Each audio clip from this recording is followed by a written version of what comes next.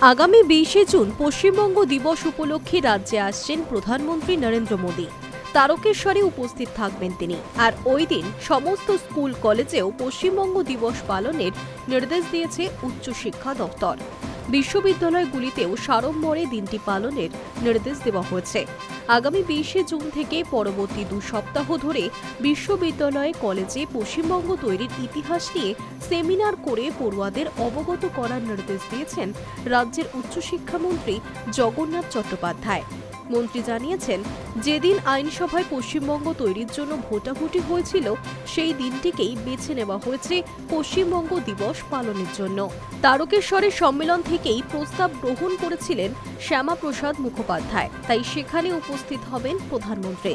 মন্ত্রী আরও জানান, কিভাবে পশ্চিমবঙ্গ তৈরি হল 1947 সালে, সেই ইতিহাস এই প্রজন্মের অনেকেরই অজানা।